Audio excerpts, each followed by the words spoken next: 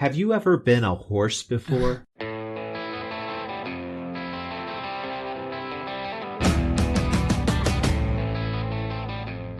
Hello and welcome to this episode of the Alien Familiar RPG podcast. I am Clayton. I'm Jordan.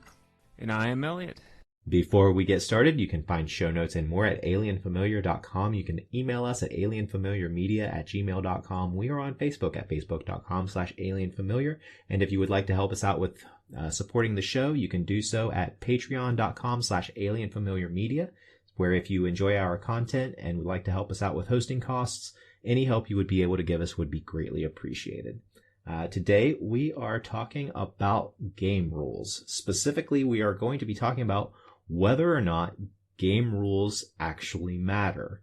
To what extent is it important to master the rules or just wing it, or being loose with the rules and having the narrative take over in play? At the very beginning of this, I want to say that I think that most of this depends on the preferences of the group, and also it really highly depends on what game system you are playing, because some game systems are really designed for you to be able to go off and do things that aren't covered in the rules because, well, the rules just don't cover everything.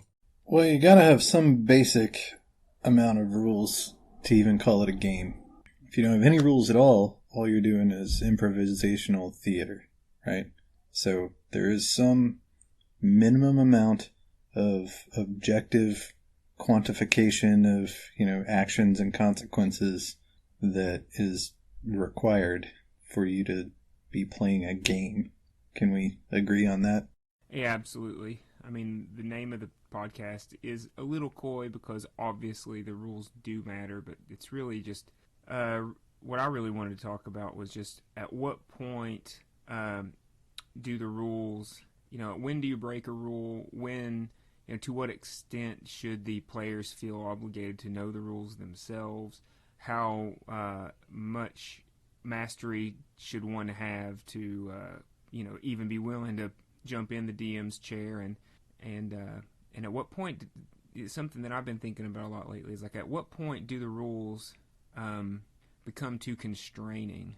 We had I'm playing in a game right now with a friend who it's his first time DMing, long-time player, but I wouldn't say that he's by any stretch a master of the rules. Neither am I, by the way, in this 5th edition in context. But we're playing a really high-level game, and the best part of the evening, I think, came when we had defeated a group of foes, and we had some POWs, I guess you could say, that we had to deal with. And my first thought was, well, I can just put them in my bag of holding, 17 people's worth. And I looked up the rules of the bag of holding after I suggested it, and I was like, shoot. It says here that the carrying capacity can only be so many cubic feet and up to so much weight. And, he was just like, I love the idea, I don't care. They all fit. And that was really fun. And that's something that, as a DM, I don't know that I would have done, because I do, though I'm not a master of the rules by any stretch, when the rules do come down or someone looks it up for me, I always want to default to that. It takes a lot for me to put a rule to the side just for the sake of my own whim as a DM. What do you guys think about your experiences playing with DMs who are willing to just kind of toss a rule out the window, willy-nilly? Well, I do have an example specifically with a bag of holding that's kind of a parallel to what you're asking for, or what you were asking for, and what happened. In this game, a character wanted to have a bag of holding full of, well, in this particular game, there were these frogs that were heralding the apocalypse that were basically multiplying without laying eggs or anything. They were just kind of multiplying when people weren't watching. And so this character wanted to put a bunch of them into a bag of holding to basically spread this harbinger of the apocalypse to other places that the player characters went there. And that was fine. I kind of ignored the rules about that there's only so much air in a bag of holding, and once that air runs out, things start to suffocate. I just kind of waved that rule aside. but then it became a recurring thing where this player wanted to use the bag of holding to transport people and other living things from one place to another. And it became one of those situations where you gave an inch and they started taking a mile. And I really didn't have the basis to say, well, in this instance, this is clearly an abuse of the rules, what you're doing now. Unlike the little bit that I gave you before, where we kind of bent the rules because this was a cool idea. I feel like there is a very fine line there, and different people will see that line at different places. What was it that was abusive about the later uses of the bag of holding to move things around? They were wanting to transport I don't remember how many people it was. It was basically a family. It was definitely a child and one of the parents. I don't remember if there were two parents, but wanted to transport them for a while inside of the bag of holding, like through this very militarized area where it would have been obvious if they were allowing the people out in order to breathe. Mm-hmm. I mean, I think an example that would riff off that would even be an even more abusive version of that is, imagine going to a high level dungeon that your DM's prepared and you have that precedent set. And so like you go to a big city and you hire, 100 mercenaries, and you put them all in your bag of holding, and the other party members get in your bag of holding, then you cast invisible, and then you just walk right in. And, who knows, maybe you don't even you can get around the entire encounter that way, or then when the time comes that you do have to find combat, it's like, here you go, here's an army, march guys, You're right, it's a slippery slope. Another thing that comes to my mind, a question I wanted to ask you guys about in this topic is DMs who have just a low level of knowledge is another kind of aspect to do the rules matter. Have you guys had experiences in games where, a DM who is fast and loose, maybe because of just lack of study or lack of interest? I mean, I had a DM once upon a time who was just a great artist. He's like a very extremely great at making terrain and stuff like that. And his games were so fun. But that was more his passion, and the rules were meant to drape his artistic talents on. So he wasn't too much of a stickler for the minutiae of rules, and it was often that we did very fantastic things, and it was awesome. But at a certain point, I was often found myself not really feeling that as if my character was very much in jeopardy, or I noticed that other player characters maybe took advantage, and maybe certain spells didn't have concentration that should have, or maybe we can cast a whole bunch of, like, I know last game none of us were aware except for Clayton that you can only cast 2 spells per turn as a rule. I never would have caught that. And little things like that, seem small, but shoot, if you can cast a bunch of spells in one turn, that really affects the power curve of the game. So we've got the question of how much of the rules should the game master know and how much of the rules the players should know. And I kind of want to tackle those as separate issues. I'll start with the game master. Yes, I have definitely been in multiple games where the game master has not known the rules, like literally not known the rules. And I have a very bare minimum amount of rules that I feel like a person should know about a game before they take on the mantle of being a GM. I think they should be able to understand character creation, the basics of it, what each step is and how to advance from one step to the other. They don't need to know every option that is available. They just need to know, okay, in D&D, how to roll stats, how to choose your race, how to choose your class, how to apply your race and your class to your stats, how to select your skills, how to calculate your 2-hit damage and your 2-hit and your damage. those basic things are what a game master should know for running a game. They should also be familiar with the core mechanic of the game. Like in D&D, the core mechanic is you roll a d20 for everything but damage. You roll a d20 and then you add modifiers to that roll, usually one of your attributes and sometimes your proficiency bonus. That is the core mechanic of D&D 5th edition. If you don't have that basic understanding of how to create a character and what the core mechanic is, then I don't think you know enough about a system in order to be a game master in that system. You barely have enough to be a player in that system. Agreed.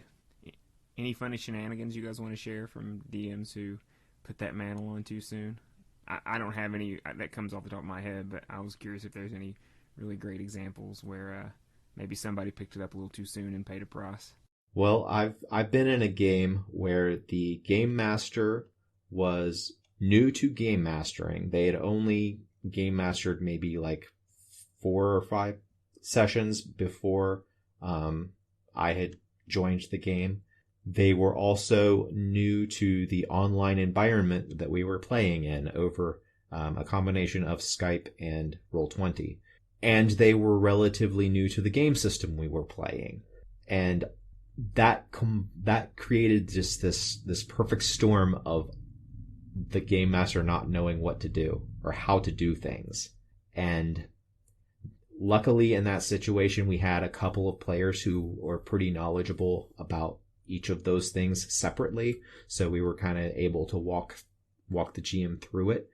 But it's really rough when you're playing a game and the game master doesn't know how to apply damage to the creatures that the player characters are attacking in order to take that creature off of the board whenever we've defeated it.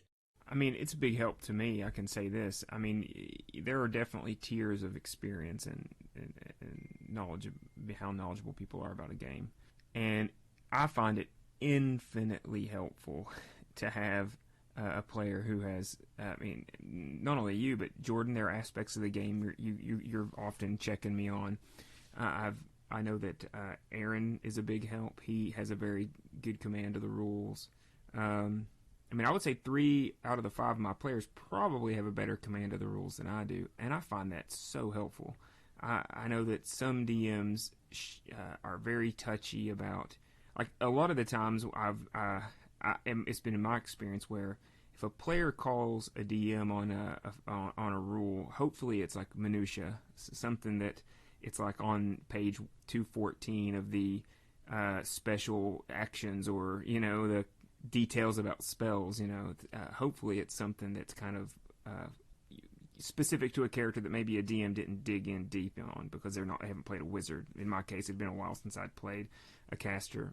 Have you guys ever had that DM who really doesn't take very kindly to those helpful hints? I know I have. Yeah, for sure. I think I don't think we've talked at all here about system differences for this stuff. We've just been talking about D&D, but I think it's worth mentioning that when it comes to this breadth of rules knowledge and all these little exceptions and stuff, D&D is one of the particular types that has a lot of very specific rules for certain character builds, and there is the core list of attributes, skills, those combat actions that anyone can do, but compared to all of the variability in specific feats, if you're using that, class features, spells, yada yada, the majority of the game is special case, and I think that makes it extra difficult to run. Whereas if we were running something like Call of Cthulhu, or like the New World of Darkness, and we're just playing humans, the World of Darkness gets the exact same problem if you're doing werewolves or vampires or whatever. But some game systems try to have a much stronger sort of central pillar of rules or skeleton of rules that everyone interacts with, and maybe it's small, maybe it's meant to be general purpose and quick or whatever, but the point is the ratio of the rules that most players are going to interact with versus the ones that are special case for those characters, might be larger or smaller depending on the game system. And I think that a lot of this is much easier in those types of systems that have the central set of commonly interfaced with rules and have a minimum amount of edge case stuff that someone's going to bring in from left field, that my warlock has this special thing from this book and blah blah blah, and no one's ever seen it before, but here it is. You know what I mean? Very much. And I mean, even though we have to focus mostly on 5th edition, I think everything Clayton said about rules are really general, and it's true of anything. I mean, a DM really must have the combat system under his belt, knowing how to manage NPCs, like as simple as like keeping up with hit points and things like that, are a must. And like you said, the core mechanics, and those are present in every game system, be it the percentile systems out there, the D10 systems. I do think that that's something that I always, when I talk to people outside of games or talk to players in game, like our buddy, he's starting that new game, which is great. It's his first time. I find myself getting on my soapbox about gaming a lot, and I think one thing that players and everybody I play with are good about this, that it's important for players to understand that there's more responsibility on the DM in hours committed. And so this is I'm trying to segue into the character responsibilities or character rules things, because it can be difficult for a DM to also have to walk someone through playing their specific character in a D&D type thing, or in a vampire, anything that has those very specific, unique class styles, be it your vampire type or whatever your class. And it's like, how much should the player rely on the DM for being as kind of their coach? Because I struggle with that as a DM myself. I think every DM struggles with where that line is for how much should I be helping the players understand their character, and at what point does it happen where the player is now responsible for their character and is assumed to be the master of the rules for their character. Whenever you're brand new to a system, there's going to, like, whether it's the GM or the player, there's going to be a lot of back and forth. There's going to be a lot of advice. There's going to be a lot of figuring the rules out as we go. Like coming into an edge case where the rules have this weird quirk to them, where you've got to look up where you've got to look up the grapple rules and see what exactly those rules are, because they're slightly different than every other rule in the game. But I feel like, well, I've never been good about figuring out when basically to let the little birdies that are my players fly on their own and be totally responsible for understanding the things that are on their character sheet. Whenever we were playing in our 9-month-long Abena game, I struggled with that from the first session to the last session, of reminding players how to make sometimes very simple rolls for their character. Like the players had a joke, and I had something that irritated me every time it was said was, "Is that a skill?" I'm almost the exact opposite. I love introducing. We got 2 brand new players in the game we're all playing together, and I love bringing the game to new players. I remember being a new player, and of course I was young, teenager then, so I had nothing better to do. It's not like I was doing my homework. I'd buy that copy of the book and get into a game, and I was flipping the pages. I was reading about my class, and if there's one thing I was able to do by the time I sat down at the table, it's to play the character I wanted to play. Now, I may not have been, like, I like to play wizards. I'm a terrible wizard. I'm not a very effective wizard. but I love it, and I learned how to play the character the way I wanted to play it, and I try not to bog other players down when I'm a player. I try to have my turn ready, and so like I viewed that early on as that's my job, that's my responsibility as a player. That's why I'm at the table. I like my character. I want to know how to use it. So as a DM, it's just kind of assumed on my part that you're the same. And when it comes to coaching new players, obviously this is what initiative is. This is how you roll it. Do you have an attack? These are how many attacks you have in a round. You have spells. Do you want to use a spell? And, but once it gets beyond that, I'm very much of the, what you do that's your job. Knowing how to do it, I'll help you. But, if you've got a really powerful spellcaster who's not nearly exhausted all their spells, and you're just scratching your head, and you're like, well, I guess I'm going to pull my sword and run into combat. I mean, Bob's your uncle.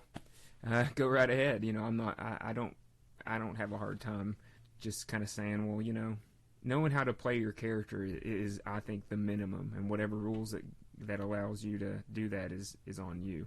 Yeah, I think there's like an etiquette thing here at some point where you should know the rules that you are going to either have to or choose to utilize in the course of you playing your character. And maybe you don't need to know the grapple rules if you don't intend to ever try to grab somebody. And if the DM sends some monster to grab you, then okay, DM, explain what the hell's going on. But if you've got a spell list, or if you've got maneuvers or whatever the hell, it's really rude to just waste everybody else's time looking up the specific rules for the shit that you knew your character could do to start with, and you decided at some point to do, but then took a disproportionate amount of the game time that is scarce and people have set aside for this one thing just to sit there and look up your shit and ask your questions and blah blah blah. Like, first couple times, okay, whatever, but if we've been playing this game for 6 months and you still don't know how the hell core mechanics of your character work, then you're just being rude and wasting people's time. And I mean, maybe I'm an asshole, but that's really how I feel about it. I agree. Something I've gotten away from as a DM, but I used to be kind of a dick about, was if I felt like everybody at the table was experienced enough to know the rules, I would usually just do a time clock. I'd give the player what I felt was in a reasonable amount of time, but once the player was testing my patience at the table, I would go 10, 9, 8, and it's like when I got to 5, I'm like, when I get done with this, your turn is skipped. And then 4, 3, and that's a bit harsh. And knowing that we have some green folks in this party, I haven't really made a big issue about it, but I find myself wanting to more and more as the weeks go by. I definitely try to have a progression that I go through whenever I'm teaching a player how to play the game and getting to the point where they are able to do the things that are on their character sheet without assistance. Like the first couple of sessions, yeah, I will be there and I will remind them how to calculate their attack, what dice they might need to roll. And after a couple of sessions, I will start transitioning to, okay, they say they want to do something. I will say, okay, do you know what you need to do in order to do that? Do you know what dice you need to roll? Do you know what your modifiers are? And I try to transition into, using D&D as an example again. If I have a character who is playing a rogue, the first couple of times I will remind them how to calculate their attack and how to calculate their damage. And I will give them reminders, whenever this situation, which we currently have, is in place, you do sneak attack damage. After a couple of sessions, then I'll start just saying, okay, do you have sneak attack damage? Then they can answer yes or no. Then I'll start to lay off of asking them, prompting them for whether or not they have sneak attack damage.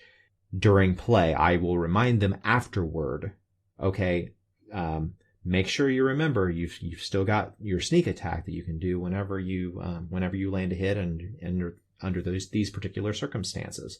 And ideally, after several more sessions, I won't be saying anything else regarding any of those abilities that the player character has had on their character sheet since the beginning of the campaign. Looking back at the topic, we're getting dangerously close to some of the conversations you guys had about table etiquette, but it really does. Your rules really matter when it comes to that, and the opposite of what we're talking about comes to my mind. I have a lot more patience for someone who is just simply trying to wrap their head around being a gamer. I'm a lot more patient for that person. But if you really want to get under my skin, and then be a player who's played forever and simply disregards the part of the rules they don't like. Talk about that player a little bit. Have you guys ever known a player like that? I definitely have, and maybe it's because of booze at the table. I've played in many a drunken D&D game over the years where maybe the rules got looser the more beers that got into you. But at the same time, there's always that player at the table who maybe forgets about their concentration or other limiting factors on an ability that forces the GM to realize, oh man, like for the last 3 sessions this guy's been doing this, and I'm reading over his class. He can't do that like that. To me, there's just nothing more infuriating than for a player to breach that trust. For the same reason I went back to earlier. It's like, it's my job to run the game. It's your job to play your character. And to me, conveniently overlooking certain parts of the rules, whether you do it intentionally or unintentionally, to me that's just a version of cheating. Have you guys ever dealt with that? If it's intentional, it's cheating. Last session in your game, I just completely fucking forgot concentration on Hunter's Mark. And I'd been hit a couple different times, and I was like, fuck, I just realized I have not been rolling concentration for this. And at that point, when it's gone on for a while, like, what do? There's no, like, D&D assumes that you're, like, doing all this stuff in a procedural way. And when turns have gone by and, like, this would have affected who knows how many other things, there's not, like, a clear remedy for something like that. So I just struck off multiple spell slots for those Hunter's Marks that I probably would have fucked up. But that's the sign of a good player, though.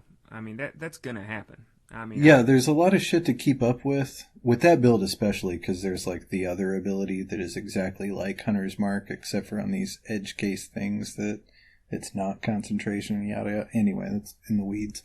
But when it's intentional, that's a different thing. I don't know if I've seen too much of that. I guess how would I know? I try not to do it. And if somebody else is doing it, then it's pretty sneaky. So I don't really have a hunch on how frequent a thing that would be. Clayton? I have encountered it. I have encountered one particular player who was grossly doing it, like flagrantly doing exactly what you're describing. And in that particular instance, that player ended up getting kicked out of the game because they were cheating. There was no other way to describe it. But in every other instance, are they being malicious? Are they being, well, maybe not malicious, but maybe they just want to win at role-playing games. So they're quote forgetting these rules that make it harder for them. That's such a hard thing to really put your finger on until you see a point where this person clearly has mastered the games because I have been a player in games they have GM'd. But whenever they become the player, they're all of a sudden forgetting all of these things that they remembered when they were a GM. Mm-hmm. Because whenever you're a GM, you have so much more going on, and it's harder to remember all those things, keeping all those plates spinning when you're the GM. Whenever you're a player, you just have the plate of your character. It's a lot easier to remember some of these minutiae. And if you're remembering it as you're a GM, you certainly should be remembering it as a player. And if you're not, then in my case, I felt like he was cheating, and I did not abide cheaters at my table. Good for you. Yeah. I can only think of one. The one that pops in my mind was from way back in the day, but it was very similar to what you were saying, Clayton. It's just, in most games, any, good thing comes with a limiting factor, and there are just some players who know to take advantage, and usually they're experienced players. They know that the DM has so much going on that, well, maybe I won't remember this limiting factor to this ability, or, maybe I'll do it for 5 rounds and it causes me fatigue. Well, maybe I'll get to round 6 and, maybe I don't have to remember that, that kind of thing. And it always comes out in the wash whenever the DM maybe catches an extra day. I just remember in this particular case, it was just like there was a game we played and the DM eventually caught on and he read the player's sheet and ahead of time and then read the class. And just throughout the course of the game, you could just tell that the DM had no, you're forgetting that. No, it actually doesn't work that way. I looked it up last week, and it was almost point for point everything that the character had been built on doing.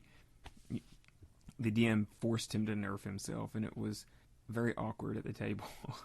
I got 2 things to say on this topic now that I've had a second to think about it. First and foremost, I think it's important to keep in mind that anyone can fuck up at any time at anything. So that, I think, just needs to be established. So what might be the problem is, a pattern of stuff like this. But even given that, though, I'm thinking back to when I first started playing D&D in 2nd edition, playing Dragonlance. This is probably 1998 or something, maybe, ridiculously long time ago. And I feel sorry for you. back then, I remember, at least in the group that I was in, and it didn't seem like it was a strange thing, that was part of the fun of the game, was trying to get one over on the DM. Mm-hmm. Back then, the rules were clearly about, or the burden of keeping up with this shit was completely on the DM as the referee. And if you could sneak one by the ref, good on you. And that was always kind of like a cat and mouse, fun thing here. And the only time that I remember anybody ever getting really pissed off and calling somebody a cheater is if they fucked with the dice. But as far as keeping track of rules and stuff, that was back then, at least at that time in that group, totally on the GM. And, I think this is something that's changed in the culture of the hobby over the last couple decades. But sounds like just a product of you being older. We all getting older. That's a very young person thing to do. Dude, this was old players. This was people, who'd been playing for years and years, since the 80s, in the late 90s. And that was just the way the game was thought about, that, if you try to do something and the DM, says, well, you got to do X, Y, and Z. Okay, I do that. And they don't call you on this other, factor that was relevant to you. Well, that's on them for not calling that out or whatever. You know what I mean? The DM would set the conditions for you to achieve something, and it wasn't on you to, you had sort of a Fifth Amendment right, almost, is sort of how it was run. You had there was no impetus for you to implicate yourself. Does that make sense? It does, but I remember those days, and I think I even remember some of the people, and to say that those were adults, I think that there's I don't know, it's probably, I'm sure every table's different. I'd be interested to know what other people's experiences were about like this, because I do think that, it's almost like a culture. Being at different tables is almost like joining different tribes. And I've learned a lot from playing playing with a bunch of different players. I know that gamer type, and it's a very much anti-authoritarian, almost treating the DM like your parents or your teacher, and it always feels good to not prepare for a test the night before, write it down on your hand, and then get away scot-free. There's a thrill in it, but that's what it strikes. That's what that kind of mentality reminds me of. But what rules do you guys think? I mean, when should rules just be gotten rid of? Have you guys ever sat at a table and like the DM throw a rule out the window and you'd be like, oh, thank God, or on the other hand, think, oh no, that really screws me. I hate that. Many times on both sides. I mean, I think like the first thing is, what are the rules for? That's something that I think is like glossed over a lot, and I think different people have different built-in beliefs to answer that question, and that probably more than anything else in this hobby leads to conflicts at the table, I would think. What exactly is the purpose of spelling out how to handle all these different circumstances? What are we seeking to accomplish by, writing all this out? So I might go on a tirade for the sake of not doing that. I'm going to hand this off to... I want to hear I would like to hear Clayton, because you're very knowledgeable about rules. I get the impression you really value rules. What's your take on that? Well, like in our Curse of Strahd game session before last, when the character of Elroy teleported up and basically grabbed hold of the flying horse or nightmare or whatever it was, and was trying to struggle to keep the enemy from flying off with a person we all cared about. Like, that was a very cool cinematic thing that happened, that there wasn't exactly rules for doing exactly that. And like, you adjudicated it in a way that seemed fair, and it seemed to be in line with kind of the spirit of the rules, if not like, and because there was no letter of the rules to go by. And for something like that, I mean, it worked really well. The core of if a player wants to do something that's dangerous, they make a roll, and if they succeed at the roll, then they have done that thing that is dangerous. That was the spirit behind the rules, and that's how that particular situation played out. And it ended up being a very cool moment, and something that we're probably all going to remember about this campaign was this time he teleported up and wrestled with this high-powered enemy of ours. And I use that as an example because I have at a case where the rules got in the way of something that is remarkably similar. I was a player, and we were on a ship, and we were being attacked by these some sort of flying creatures. I want to say they were wyverns, but it might not have been. But they were basically strafing the ship, and my character was playing a rogue and was a seaman who was very experienced on the ship, and so he was up in the rigging. And whenever this wyvern did its flyby attack, the wyverns had riders. I said I wanted to leap off the rigging and try to like land on this thing, like grabbing hold of it, grappling it in order to like hang on to this thing so I can fight the rider off. Well, I made a roll. I made a pretty mediocre roll, but it would have been good enough to beat the DC that I needed.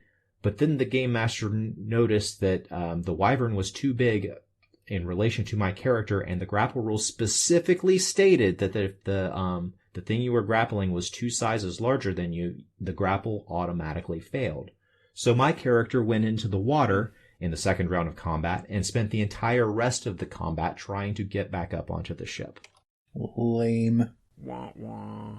So, yeah, the players can get totally screwed by doing what is by the letter of the rules whenever we're supposed to be playing this high adventure, like badass game where we play cool people, capable, awesome heroes. But I've been the game master where the player has said something very cool that they wanted to do, and I try to remember that particular instance of when I was denied as a player. But I worry that I haven't always thought of it, and I've killed good ideas with rules before they could happen. That's a big worry of mine as a game master, is I'm going to kill somebody else's cool moment. It all depends in those situations, because really in that situation, all you were doing, like you were basically trying to put yourself in an even more dangerous position.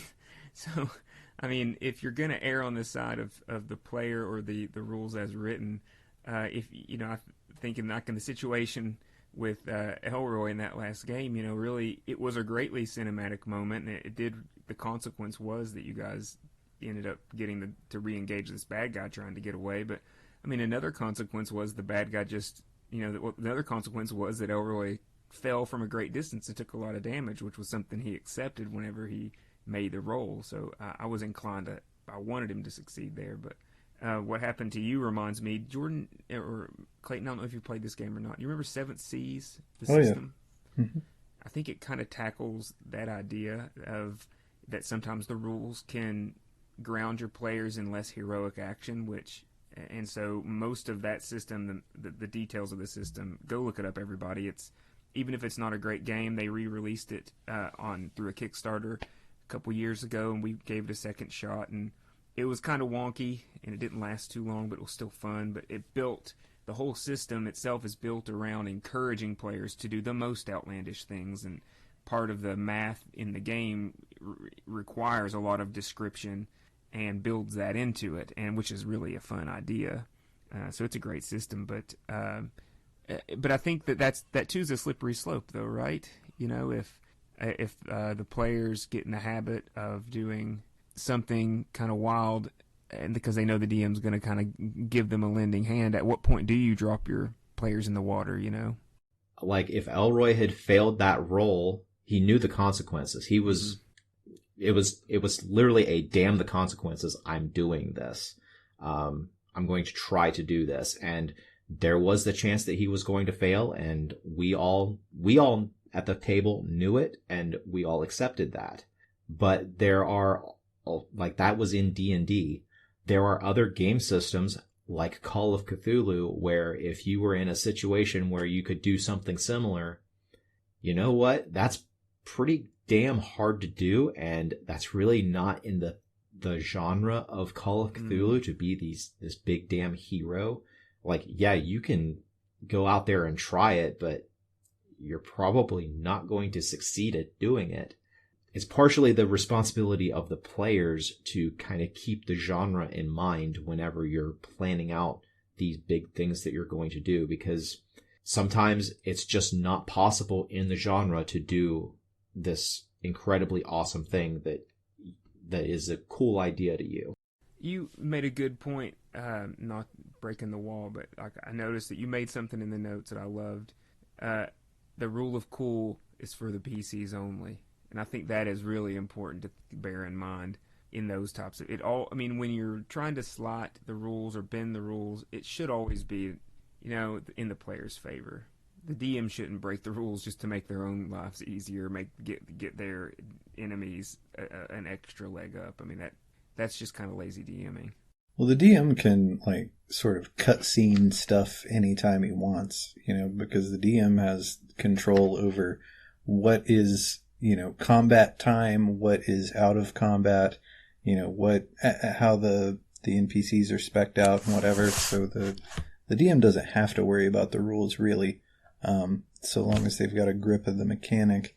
I think the rules are mostly for the players, and the balance that you're trying to walk there is have things challenging enough so that you feel like you've actually accomplished something when you overcome whatever the challenge is, and have something present there so you feel like your character is growing, getting better at stuff, and that there is something on the line. You have some way of losing.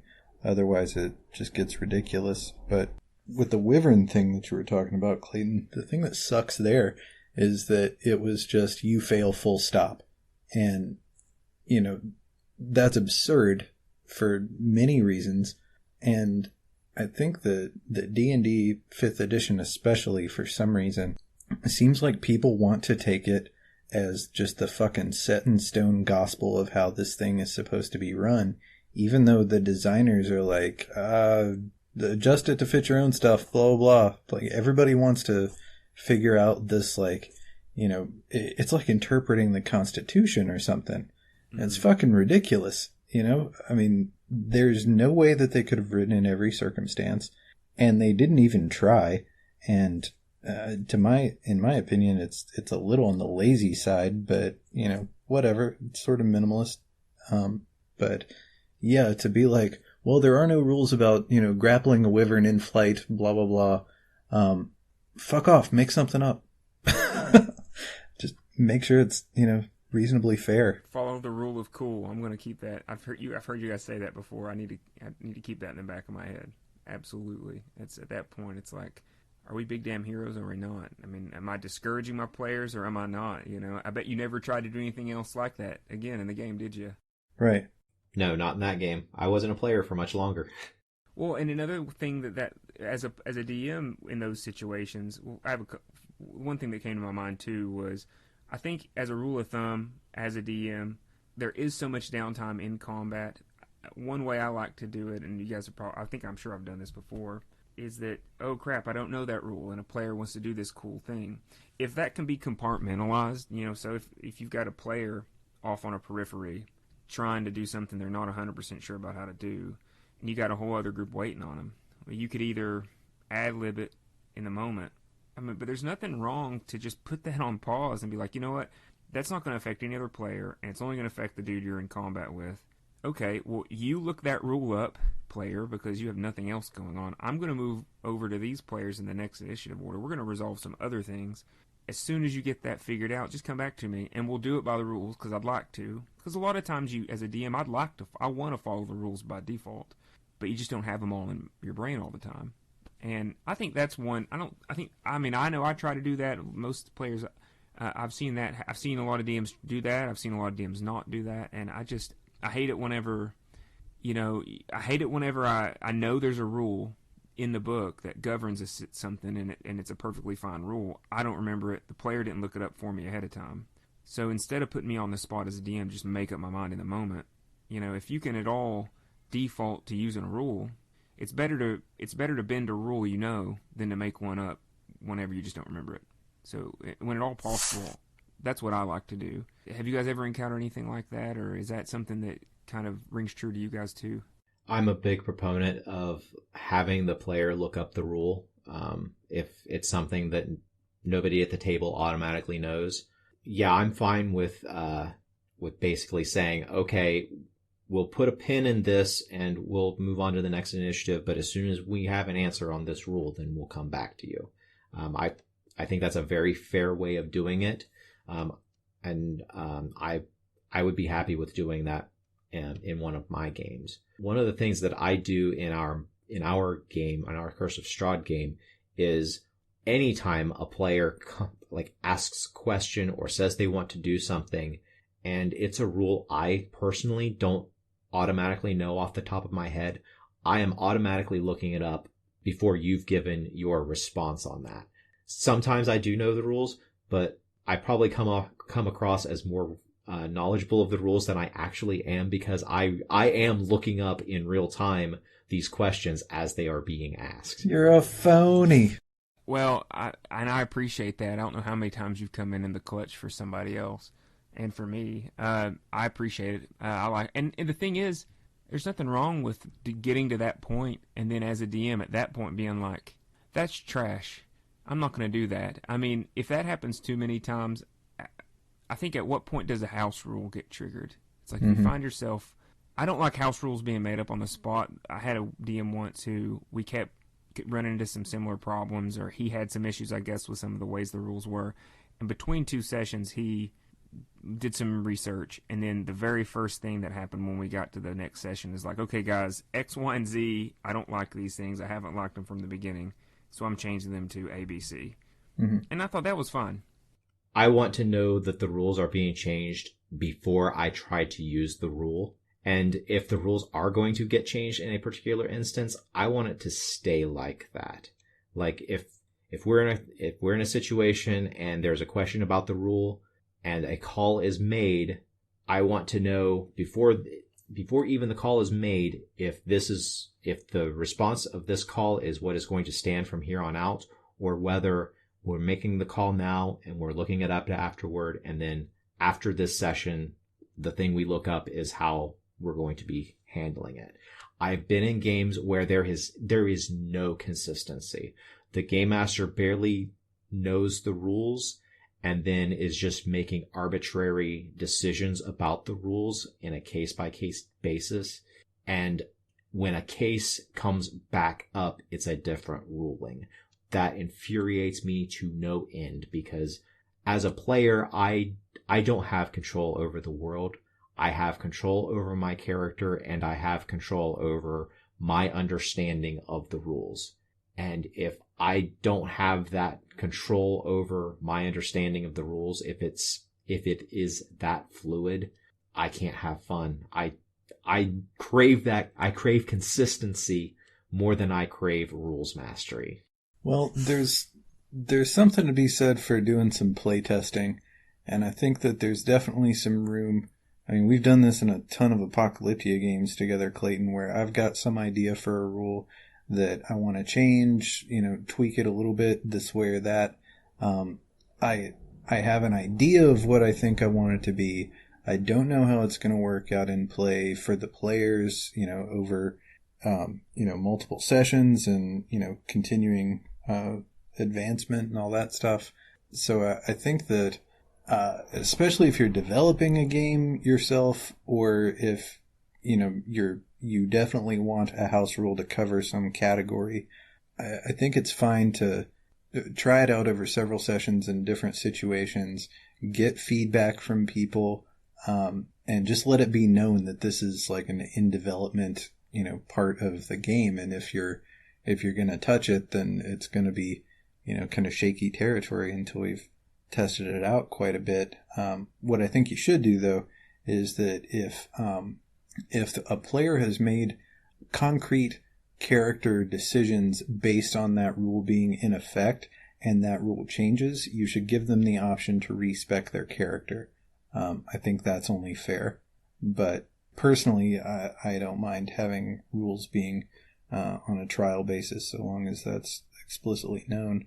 Yeah, and whenever you do that, every single time, I can't think of an instance where this didn't happen, where at the beginning of the session you said, "Hey guys, I've been messing with the rules. I want to do it this way this time. See how that plays out." It's not like, okay, I'm going to ram my bus into this enemy's car. I make my roll. Oh, as the game master, no. I'm sorry. I changed the rules on that after you've already made the roll. This is how it goes now. Mm-hmm. I can't stand that. Oh, I mean, at least that DM is trying to hide it. I mean, I don't know how many times I've been like really owning with a character, and then the DM just being like, "Oh, that's trash. Here's how we're going to do it. I hate that. That makes no sense." And then they change it willingly. I think, if I remember, was bad about stuff like that. An old DM of ours back in the day. Something that's been in the back of my mind for a while. I want to get you guys. This is something that's a pet peeve of mine. It's not necessarily a rules thing, but, I mean, it kind of is. Playing on a surface. A lot of people don't. I've played my fair share of games. I've ran my fair share of games. When you don't use a grid surface, it's inconvenient. You have to buy things. You have to make things, blah, blah, blah. But a game I played once upon a time, and I'm not going to say that anybody who ran this game was in this chat right now or on this podcast. There was once upon a time a player came to a game, and he hadn't ever played with you before, Jordan. And so all we'd ever really done was play Theater of the Mind for a long, long time. But I remember this guy he rode with me. We were excited. It was a Jedi game, and he had made this build where he was a mobility master. He could move in and out of combat at will because of some feats that he took. It was a really good build. And then he showed up, and we were all just playing Theater of the Mind, and he had absolutely no way to know where he was positionally in combat. And I just remember even like I even think you made a comment about it after the fact about basically how trash his character's build was, like in not directly, but in like so many certain words, like, "Oh man, yeah, you really need to work on that character." And I remember he was he was like a bottle of pop that had been dropped on the ground. You know what I mean? It was like, but I Oh mean, shit, that makes me feel bad. no, he deserved it. He was a douche. Still, you know, I walk away from that, and I always, as a player, make sure, like when I'm running a wizard right now, and the first question I asked my DM was like, "Are we going to play on a grid? Are we doing theater of the mind? What are we doing here?" Because I mean, you know, Clayton, you play your wizard, your warlock really well, considering your position, but it's a completely different thing. What do you guys think about that? Is that rules? Is that preference? Because, you know, what do you think? Because so much of the powers and so much of what the rules are built on, at least in D&D and a lot of other settings too, assume you either are or you are not playing on a map. Mm-hmm. That's my first question is whether we are going to be playing Theater of the Mind or if we're going to be playing on a grid. Some systems are built for playing Theater of the Mind, White Wolf games, Storyteller games, Dungeon World games. Those are designed to be played Theater of the Mind. Dungeons and Dragons has, well, 5th edition is mostly designed to be played on a grid, but it's supposed to be flexible enough that you can play without. It does okay, I'll say, because we didn't, and it worked out fine, but I made sure to build my character with that in mind. Mm-hmm. Yeah, in that particular instance of the player coming to the game with a grid-based mobility expert, and they get there and they learn that, oh, we're playing Theater of the Mind. That's a perfect candidate for, Jordan, what you said just a couple minutes ago about, like, okay, this major thing is different. I need to respect my character. But I've also been in games where I explicitly asked at the beginning of the campaign, hey, is this going to be on a grid or is this going to be Theater of the Mind? Because if this is going to be on a grid, I'm going to make my character to be a certain way in order to maximize tactical advantage. And I was told, we are going to be playing on a grid. And then we go 6 levels without playing on a grid. Yep. Same. Roll20 has kind of spoiled me because I'm not the crafty type, and I feel like just drawing on a dry erase mat is okay, but I don't love it. And I had a DM who, like I said, was a crafter, and it made that game so fun because we had so many interesting tactical scenarios that were never the same twice. And now playing in Roll20 like I've been for a while, maps are a little bit more easy for me to wrap my head around. Some people don't like doing it that way. I prefer doing it in computer. I don't know what I'll do when I actually have to play with people again. I'll say that for me, I prefer to run Theater of the Mind, but I prefer to play with a grid map. However, when I'm playing Theater of the Mind, I feel like I am more in the mindset of the character than when I'm playing on a grid mat. It's easier on a grid mat, and I think just kind of the type of gamer that I am, tends towards those like power gamery, clunky munchkin kind of stuff more for the grid mat. But it detaches you when you're just looking at this token from a bird's eye view. I don't identify with that little token. That's just the piece that I can move. So, that's what that is. On a tactical map, when the grid comes out, the role-playing stops and the game begins. Yeah, for sure. That's a good point. I want to bring one thing up and see what you guys think about this, because you're both running in games that I'm playing in right now. I just want to speak to, the perception that I have about the rules from a player's perspective in D&D, since we're both playing in 5th edition games.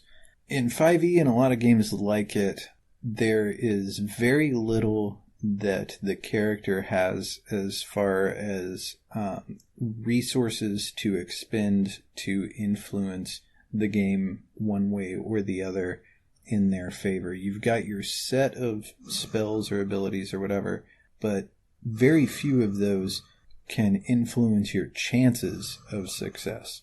There's the advantage die, and that's about it. There's the bard stuff for them, and so on. But by default, there aren't hero points, force points, whatever. Now, Clayton, you have used that in Eberron to help a little bit, but from playing D&D 5e, it feels to me like the rules function as a cage, and your actions are basically like playing a slot machine, and you're just kind of, or a craps table, I guess.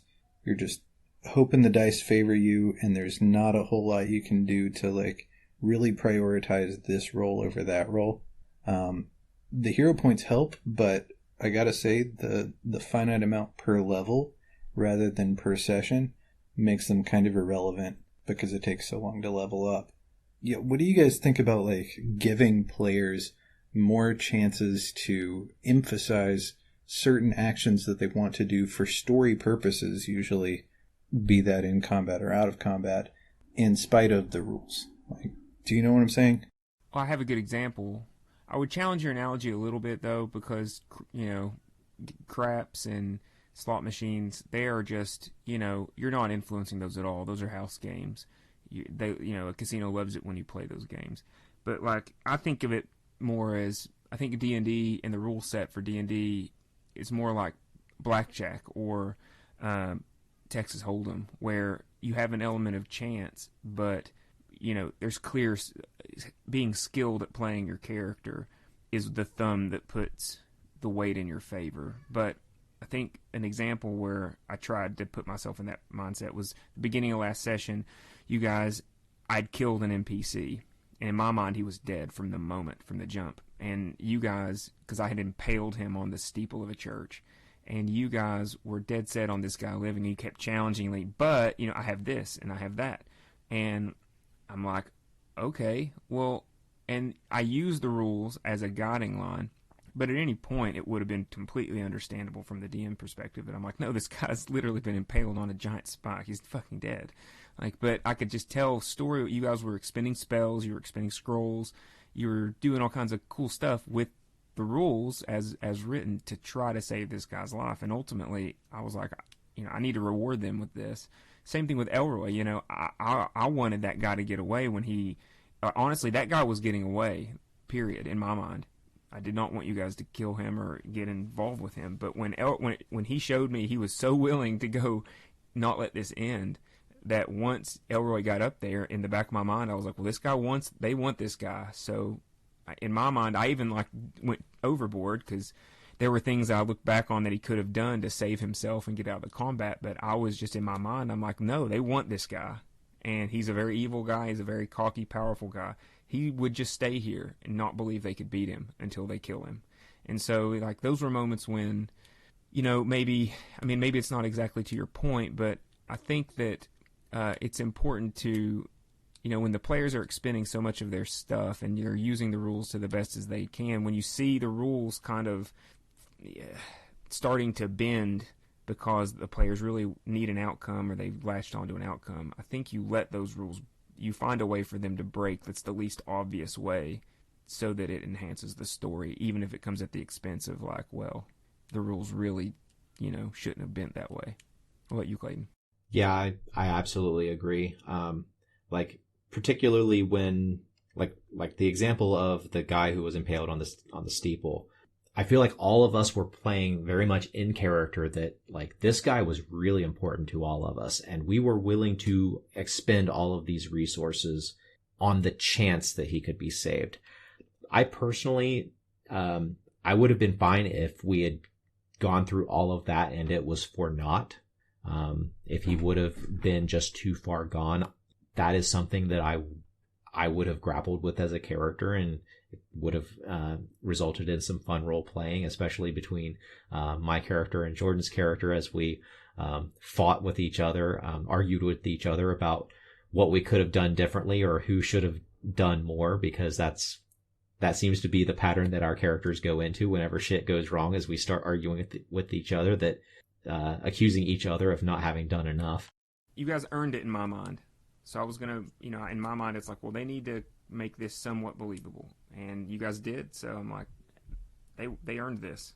For the story that we were playing, that was a right choice. There really was no wrong choice that you could make in that situation. Both options were going to be a cool story.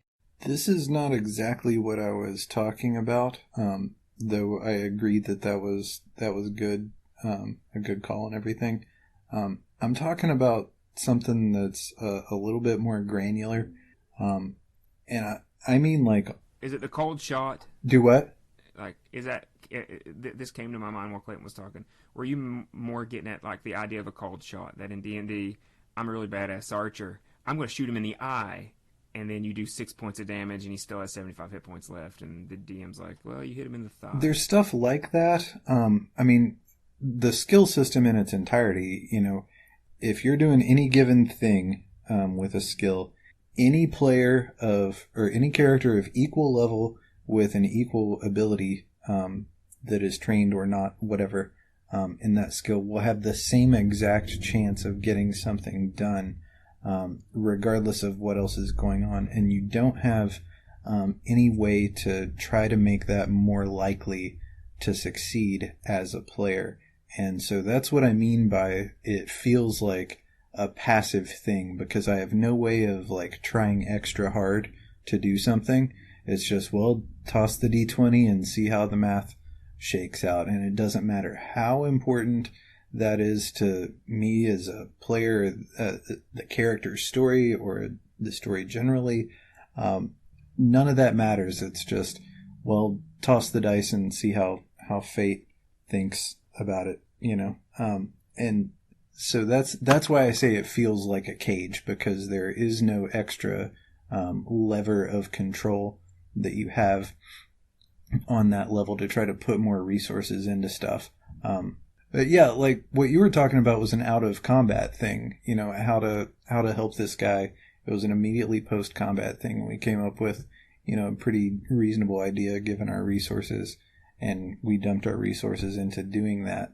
Yeah, that's all I mean. That when I played games in the past, you know, Star Wars or World of Darkness, you know, force points and willpower, bennies in Savage Worlds, that's another way for you to express what matters to your character, and it is rewarded mechanically for you doing so. And I think that is something that is sorely lacking in D&D, and I think that the inspiration mechanic was a nod to it, but it was a very lazy and unfinished implementation of that idea. And I think that the more of that you can do, the more fun that your players are going to have, and the more engaged they'll be in the outcomes, rather than just the passive gambling kind of mechanic that's there now.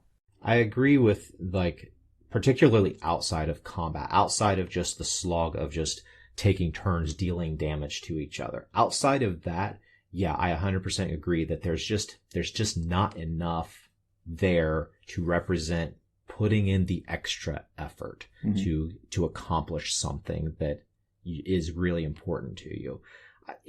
Inside of combat, inside of just duking it out, making attack rolls and dealing damage, or casting spells that they resist or that might shut down combat, I'm less critical of it in those particular situations, just because the system it's designed to be, I mean, I call it a slog, but, and I mean that in all the negative ways all the negative connotations, but also in the fact that it's just this back and forth trading that you do for a while that is an attrition war against the enemy.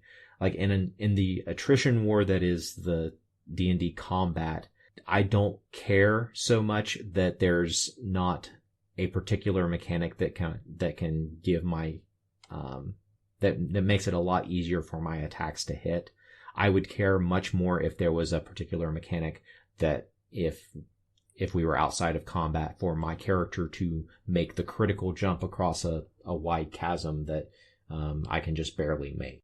It matters for me just as much, if not more, in combat, because if you're in a game like World of Darkness, let's say you're playing Vampire or something, and you're fighting some random adversary, you can reflect how you feel about that adversary based on how much hit points or how much willpower that you want to spend to go after him, how much blood points you want to spend to do stuff to fuck them up. And so you can see, wow, I really want to take this guy down because of personal reasons versus this dude's just a random nuisance. But in D&D, I'm going to go as hard against a goblin as I am against my arch nemesis, because I don't have any other way of going after someone. I just am on my combat loop and playing that optimally, but it doesn't reflect anything about, my character's priorities. And so it's just that bland, combat churn, no matter who you're fighting. And that sucks.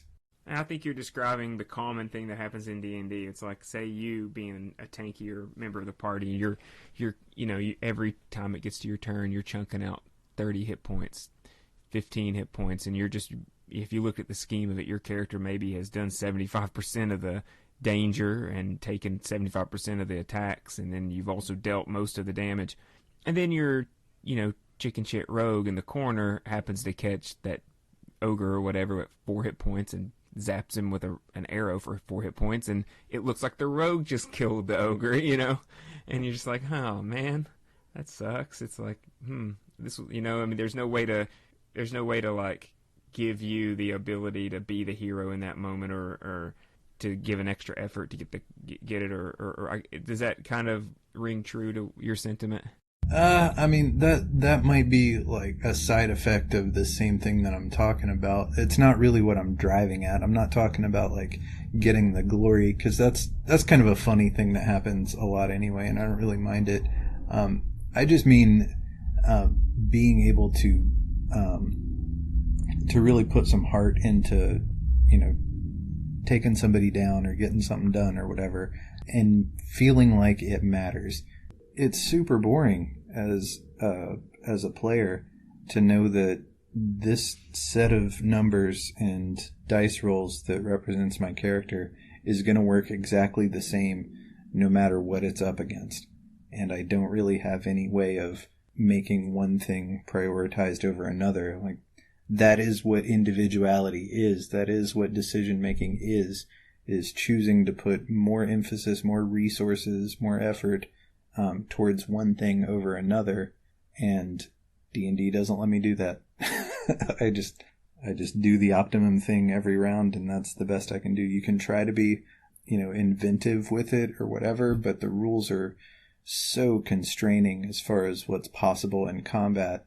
So yet again, the moral of this, the moral of the podcast is Jordan has fundamental disagreements about D&D. I just think the more you let players emphasize stuff and spend resources to do it, that's saying stuff about who their character is, and that's more fun. That's more engaging.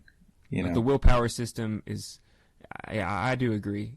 Jordan, I 100% agree on wanting to be able to have the ability to do that. But whenever I play D&D, I know that combat has always in D&D been about just trading hit points, dealing damage until the enemy gets whittled down. And so it's not an issue for me that D&D 5th edition continues that trend. If I wanted to play a game where I could throw all of my stuff into one attack and take an enemy out that I incredibly hate, I would play a different system. Well, you house rules it. For Eberron, you brought in hero points. So the way that the game is played is just how we choose to play the game at the table. There are no D&D police that are going to kick our door in because we didn't play it the way that Jeremy Crawford or whoever thought we should. So I'm just saying that there's better ways to play the game than what is there, and people should try that and not feel like there's anything wrong with it. All right. I can agree with that. So I think we'll go ahead and end here since we are running a little long in the tooth. We'll go on to geek things. I only have one geek thing. It is another YouTube channel called Hats Off Entertainment. It is a series of mini documentaries. Some of them are about comedy films. Others are about comedians. The channel is a little bit more than a year old at this point, and each video is about 15 to 20 minutes long, and it's has a lot of very cool, interesting information about comedians and film comedies over the years. If you're interested in those types of things, I definitely recommend checking this channel out. Hats Off Entertainment. I checked out that one you said a while back about decomposing food, and it is wonderful. I have one, but it's a little bit unorthodox. It's more of a, I'll try not to run too long, but, when I was a kid, I was into sports and stuff, and until I started hanging out with gamers. And then gamers told me that gamers don't like sports. And so I was more than happy to throw away all my Michael Jordan jerseys and trade them in for, D&D books. But when I got older, I found myself very isolated from my coworkers in those moments where we're all sitting around the water cooler talking about sports. And I remembered my childhood love of basketball. And my geek thing is the NBA playoffs. They're awesome right now. I decided to get back into sports a few years ago, and I am super nerdy. It's become such a super nerdy passion. Any of you guys out there who listen to this that maybe just knee-jerk, I'm not into sports, give the NBA a chance, because, it's full of heroes and hero storylines, people trying to climb to the top of the mountain. There's some amazing, feats of athleticism that happen every single night. And in the bubble, there's been basketball every night for the last 2 months, and it has been just a treat. So if you're looking for something new to get yourself into, and you think yourself not a sports person, check out the NBA Finals. And that's coming up in the next couple weeks. Conference Finals are right now. I think you might get hooked. My geek thing is going to be a little more orthodox, and I'm a little reluctant to recommend it because I've only seen one episode, but Raised by Wolves. It's this weird Ridley Scott kind of, I think it's Ridley Scott. He's like a producer or something on it. This weird sci-fi show on HBO. I don't want to say anything more than just check it out. The first episode's free on YouTube. It's super weird and not at all what I was expecting based on the trailer. It's an interesting take on sci-fi stuff. I'll just stop there, make your own judgments. It was odd enough to get my attention, and I think it's pretty well done. I don't know if it pans out for the rest of the first season, but what I saw was enough to pique my interest, and it might for you too. So, yeah, check it out. All right, guys. What do you say we stop this bullshit and start rolling some dice? Yeah.